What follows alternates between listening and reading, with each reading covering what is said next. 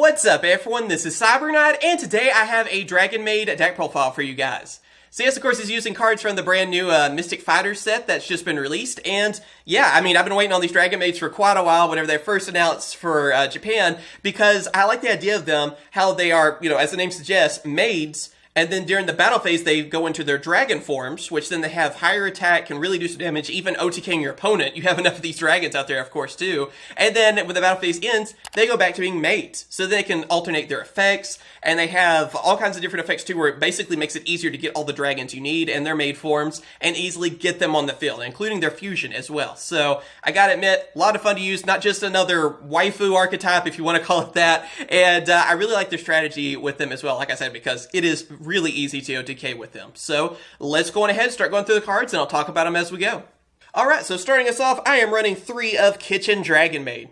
I'm actually using a Japanese one for my last one too, because I didn't want to wait on my third one to arrive. So yeah, you guys don't have to wait forever on this video. So hopefully that's okay. Anyway, Kitchen DRAGONMAID is one of those cards that helps you add consistency to the deck, helps you get what you need, because basically you can add a DRAGONMAID from your deck to your hand, and then you discard one.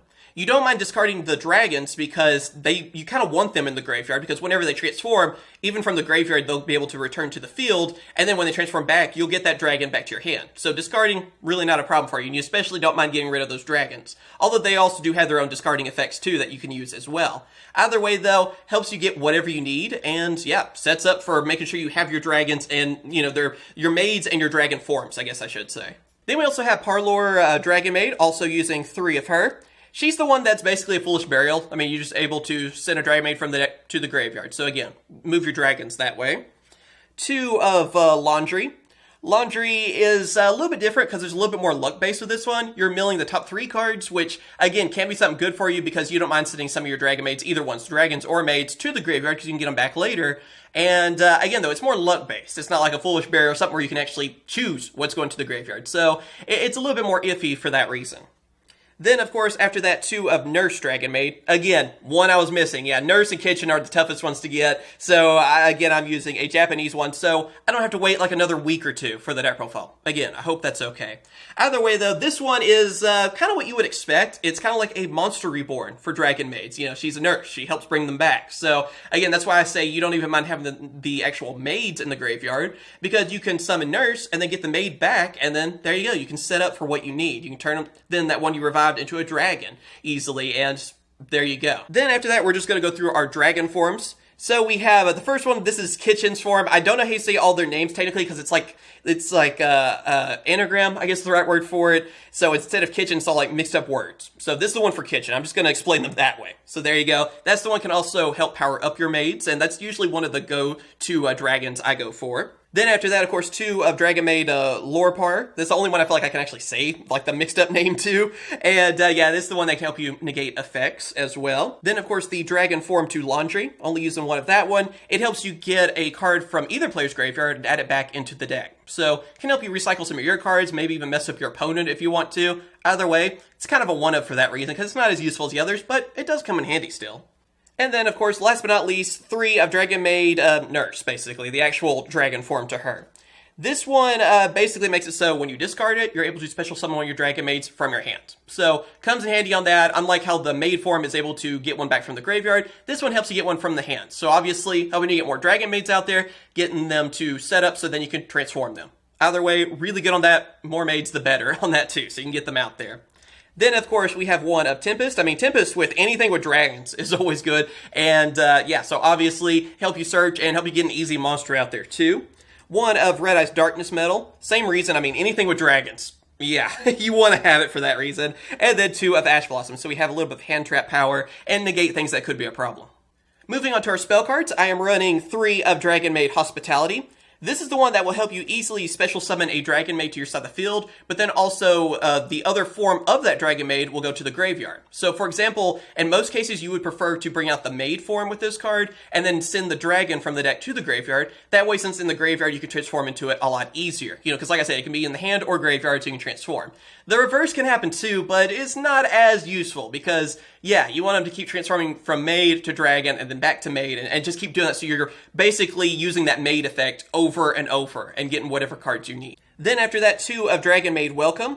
This is one that actually helps power up your Dragon Maids. You know, you get 100 attack for each one like that, so making them a little bit stronger. Also, it can protect your Dragon Maids from effects that turn too. So it helps with both of those, but mainly it helps you that whenever you have a couple of Dragon Maids out on the field, then you're able to get back some of your cards from your graveyard. And it, you know, kind of helps revive them and stuff too. So I mainly like it though for how I can just, if I'm using this card, I can protect them from effects, especially in a turn where I have a bunch of Dragon Maids. There you go. If I can set up that where they can't really do anything about it, I might be able to even go for game with that. Also, the power boost helps out quite a bit too, but mainly that recycling effect is what you're going to need because you're going to send a lot of cards to the graveyard, obviously, too. Then, of course, 2 of Dragon Maid Changeover. This is your fusion card. This is your polymerization, basically, to go for the fusion. It's 1/2 that you can get from the graveyard really easily by returning some cards, but yeah, plain and simple, it is your card for the fusion. It's your polymerization for this. Then also 3 of World Legacy Guard Dragon. This card is basically like a Monster Reborn for the Dragon Maids, because you can summon just about any of them. Of course, they're Maid forms using this card. And then also, too, since we are using a few of the Guard Dragon Link monsters, you can also help out with their combos as well. Make sure they're placed in the right spot so you can use the effects of, like, LP and everything, too. We don't have Aggro Pain anymore, but the other ones are still very useful. They can help you get what you need. So I like it for that reason, and being able to move around your cards to make sure everything's lined up properly for Link summoning and all, too, helps out quite a bit, but mainly, it's a Monster Reborn for you. Then also 2 of Called by the Grave, because that just always comes in handy. And then 3 of Super Polymerization. Yeah, Super Poly is amazing in this deck, because first off, if you're going against anything that involves dragons, taking one of your opponent's dragons to go for your fusion is great, especially for the Dragon Maid fusion. It's like, oh, okay, that's a really nice card you got there, boom, there you go. I'm also running some cards in the extra deck to help out against that too. It's just a great card to have against a lot of different decks out there, whether it's Orcust or whatever that could be a problem like Dingirsu. Take their monster away and fuse with it. There you go, it's not a problem anymore. You got a monster and you took away one of theirs. So it's great for that, but I especially love it though if your opponent's using anything that involves dragons, which there's quite a few dragons out there these days, use it for your own fusion. There you go, and you don't mind discarding either because send the dragon forms to the graveyard, you're going to get them back anyway. Who cares? So yeah, it comes in handy quite a bit for that reason. And then the last cards we're using are 3 of Dragon Maid Downtime. This is the only trap card you're going to be using, and with this one, basically, it's a searcher, but also so you can return your Dragon Maids from your field to your hand, and then even be able to return some of your opponent's spells and traps back to their hand. So it's good for clearing out spells and traps. Your opponent has a good, line of like back row cards that could be a problem. Get rid of them, especially if you're trying to go for an OTK. And of course, then again too, you don't mind sending back a lot of those Dragon Maids because you can just keep, bringing them back, transforming them through their dragons, all that stuff too. So it's not a problem for you. Being able to do that definitely helps out and can clear anything that could get in your way.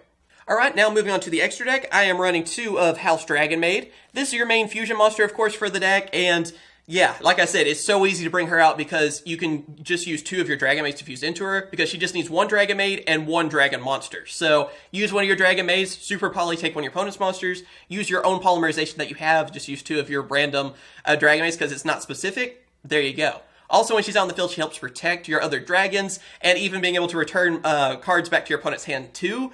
Yeah, it's a really good card, and in most cases, even if you don't really get the best starting hand, you can go for House Dragon Maid like it's nothing. Then after that, kind of our like super polymerization targets, if they don't have like a dragon or whatever, you can go for Starving Venom Fusion Dragon. That's always a good one because dark monsters are everywhere. Same for our Predaplant right here, the Scrabble words or letters that are all just thrown everywhere. I don't know how you say his name, so I'm just going to say that. And then, of course, we have Mud Dragon of the Swamp. So those are all just good things you can use against basically any deck you're going against. Then, of course, after that, we have our Link monsters. So, Guard Dragon LP, and then Guard Dragon Pisty. Both of these still come in handy. I mean, even though we don't have Aggro Pain anymore, each one of these are still very useful on that. So, yeah. Then I'm also running one of the Salmon Grape. Just a good Link monster and a good Link marker to have, too, on the field. So, it comes in handy with this deck. Also, Heretic Seal of the Heavenly Spheres. With dragons, there you go. I mean, this is a go-to Link monster with that. Then, of course, Nightmare Phoenix and a Nightmare Unicorn. These are much easier to get now too, and if you have the extra room in anything that involves Link monsters, they're great to throw in there. One of Triple Burst Dragon. Helps out with the guard dragons and all that too, with your extra monster zones and all, and it's just a good Link 3 to have.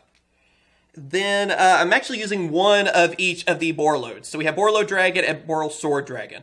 Both these are much easier to get nowadays too. If you want another option besides Boral Sword, if that's still kind of tough to get, you go with like a Saryuja, because you can get that from Dual Devastator, now you're guaranteed, so that could be a cheaper option if you want. But I kind of rather have Boral Sword, and I mean, yeah, both these Link monsters are really good. If you have the space for them, you go for them. I mean, both of them if you can. And then last but not least, I'm actually running one of number 11 Big Eye. It's because I have Tempest, I do have other level 7s as well, and it's kind of a good little tech card to throw in there because of our Dragon Ruler, and we can go for this fairly easily. And take on your opponent's monsters too, yeah, it was scary in the Dragon Ruler format, it's scary now. So I like having it, just kind of, because I do have the room, I like having it thrown in there as an extra option. And when you bring it out, which isn't that tough to do, yeah, your opponent's going to know it because they're going to be missing one of their monsters. And yep, there you go. That is my DRAGONMAID deck profile. So of course, I hope you guys have enjoyed this video, and hopefully it helped you out with making your own DRAGONMAID deck if you're wanting to as well, or at least giving you some kind of starter list to try them out. But yeah, let me know what you guys think. Of course, hit that like button. You want to see more deck profiles in the future. And of course, thank you guys for watching, and I will catch you guys later. See ya.